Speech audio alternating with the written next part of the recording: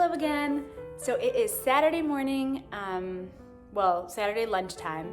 I did no work once I finished Clue 1 yesterday, and I just wanted to do a quick check-in because I started Clue 2. I did a couple of rows, and you guys, isn't that just the prettiest pickup? You pick up stitches along the I-cord edge there, and it's literally slowing me down because I keep stopping to look at how pretty the pickup is. That's ridiculous. I'm not even good at picking up stitches. In fact, most times when I pick up stitches, I dread it, and then I have to do it 2 or 3 times to get it to look nice. But picking up along an I-cord is so easy because the stitches, look how giant those I-cord stitches are. You cannot miss them. And there's 2 of one color or 2 of another color, so it's really easy to tell which one you're supposed to pick up, and I love it. It looks so good. Also, I have never been more excited to knit garter stitch than I am right at this moment. After Clue 1, where it was just like constant brain power of checking the pattern and casting on and binding off and all these little fiddly bits, garter is a dream. I could do garter forever. So I'm really excited about this Clue. I don't know if I'm gonna like how it looks, but I think I am gonna enjoy knitting it, which at this point I will take. So I'm gonna power away at it tonight. We have nothing going on. And then tomorrow, sadly, my husband is traveling for work, which is bad for me personally, but excellent for knitting because I have nothing else to do. And so I think I'm going to be able to get a ton done tomorrow and tomorrow night and into Monday. So I'm really hopeful. I mean, I've only done a couple of rows of garter and it is dreamy. It's lovely. So I can't wait to add the accent color. I think it's gonna look great. I've seen some really amazing color palettes. So I just can't wait to see how this knits up. I hope you guys are enjoying Clue 2, or if you're back in the throes of Clue 1, or if you ripped it all back and started over. I hope you're still doing well. We're all in this together and we're gonna get there whenever that is. So I'll check in soon. Hello again, just checking in. It is Sunday afternoon and I am about to settle in for an afternoon of knitting. It is dark and gray and fall and overcast and the perfect day for snuggling in. So we have no plans. This is where I am so far. So this is, Clue 1 was this. And then we're working on this side panel here that's just some garter panels with some sections of twisted rib. It's looking really see-through there, but it's actually not in real life. It's just that the light is shining through behind. So we've introduced the accent color, which is that dark brown color, which I really like the way it's working. There are some dark brown flecks in my main color, which play really well with the accent color. So I love the way that's working up. And so far it's been really great because it's just garter and there are some twisted rib panels, which, I mean, I love the look of twisted rib. This sweater is actually twisted rib. On the cuffs, these big, long, twisted rib sections. This is the Magnolia by Camilla. Yeah, let me try to stand up. So it's basically just stocking it in the round with these lace panels on the arms and at the hem. So I know twisted rib, but of course, since you're knitting flat, you have to do twisted rib by purling through the back loop, which, sweet mother of God. Purling through the back loop is horrible. And I'm so slow and Steven says you should have pointy needles to make that work, and I really don't. I'm using the Licka wooden needles, which the tips are not that sharp. I mean, I don't know if you can see. But I really like them and I don't want to switch it out. Also, I don't know where my size 3 Chabu needles are that are a little bit sharper. So I'm just not going to do that. I'm basically just sort of manhandling it to get it through. There's only 6 rows for each twisted rib section, so you only have to purl through the back loop on 3 of them. So that's not that bad. Like, just when you think you're going to die, it's over, right? And then you can move on to the nice garter panel and remember how much you like knitting. And then it comes up again and again. So it's not horrible. I love the way it looks. I do think it's worth it. I think twisted rib always looks nicer and more tidy than regular ribbing. So every time that I've done it, I've always been pleased. So we're going along. It is going faster than Clue 1, but it is still slow.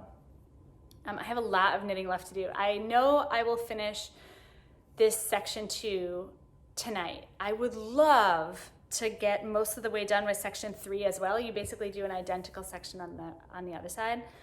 But let's face it, we're not going to get through section 3 tonight. It would be great. If I got through section 3 tonight, then I would definitely be on track and I probably would finish by Wednesday. But, you know, I live in the land of reality, so we're probably not going to get through section 3. But I do think it's coming along well.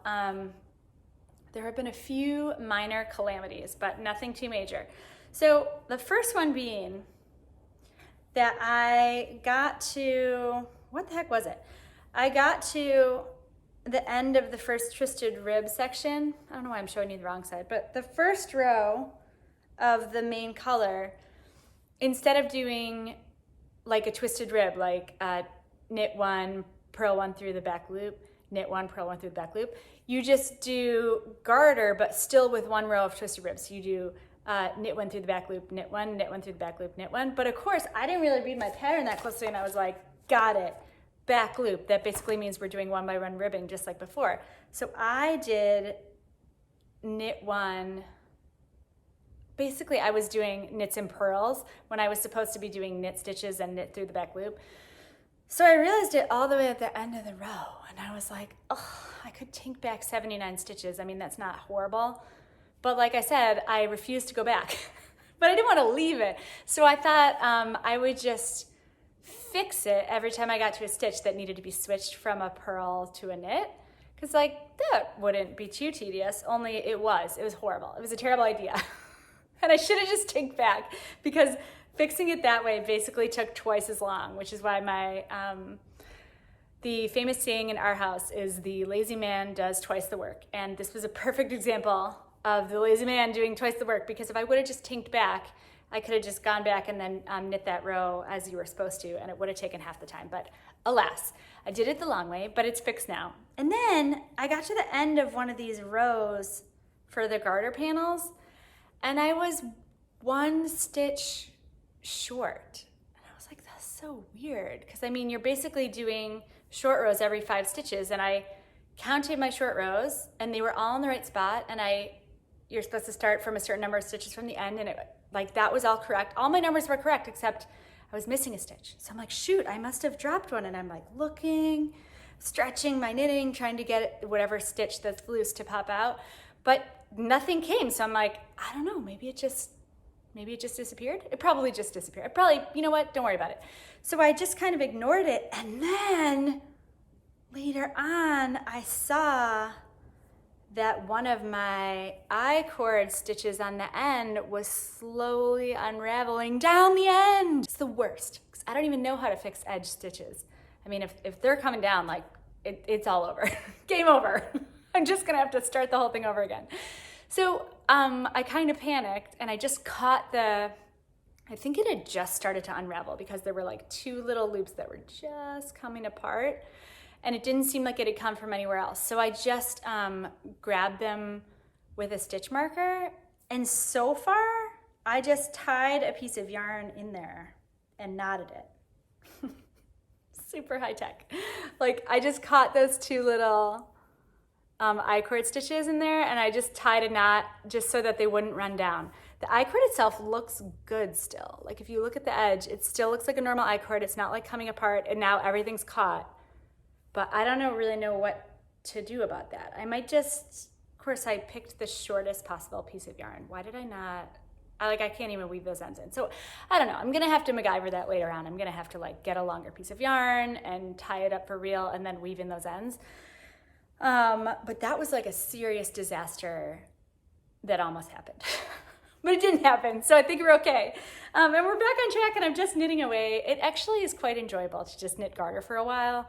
And it's not boring, because you know every few rows or so you're gonna have to do 1 long row that has purling through the back loop, so you're gonna wanna tear your hair out. And then you get to go back to nice, easy garter. So far so good.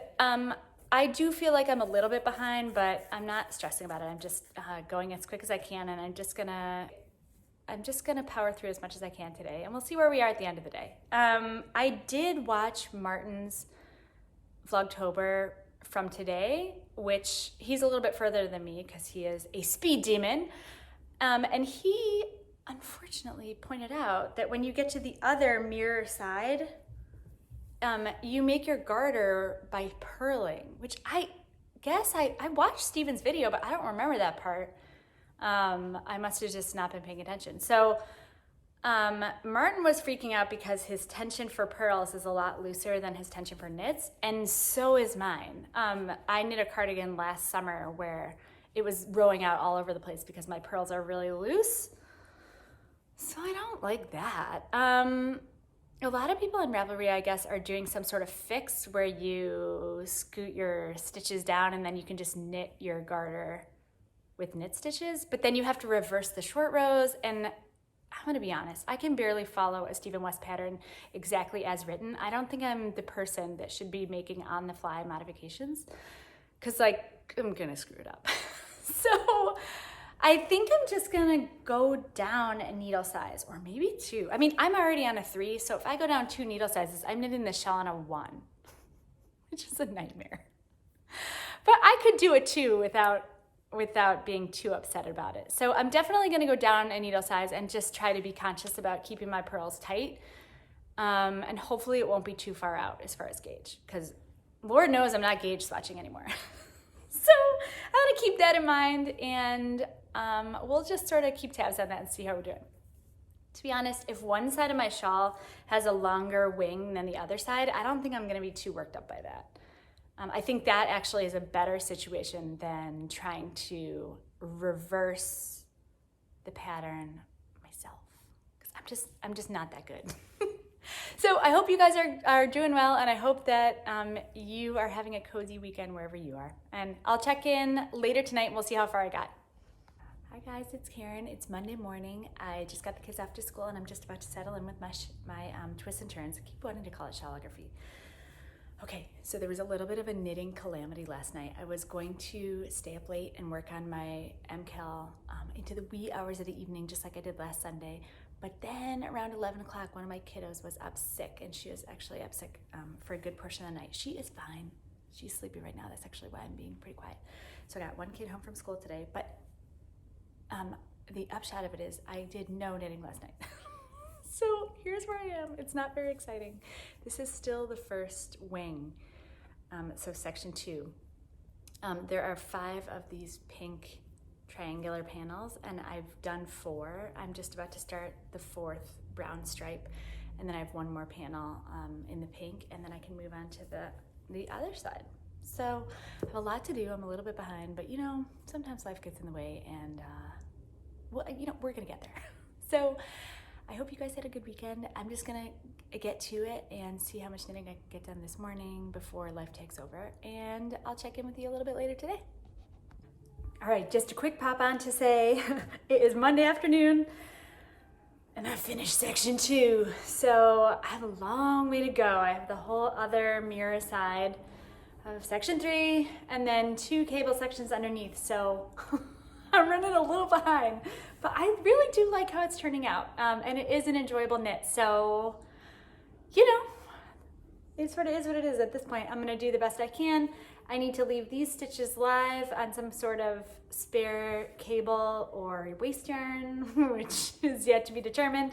And then I'll go ahead and pick up on this side for a whole bunch of purling. So I hope you guys are doing all right. And I'm gonna go ahead and post this because I don't think I'm gonna have anything more meaningful to show by the end of the day. It's just gonna be more of the same. So my plan is to check in again likely on Friday with thoughts on clue 3 and sort of a progress update. Hopefully I'll be done with clue 2. Probably not, but maybe I'll be a good ways along. And we'll see where we are. Hang in there, keep knitting, and I'll talk to you soon.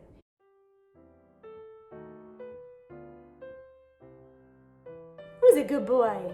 Are you a good boy? He's the best boy. That's the truth. He's the best boy.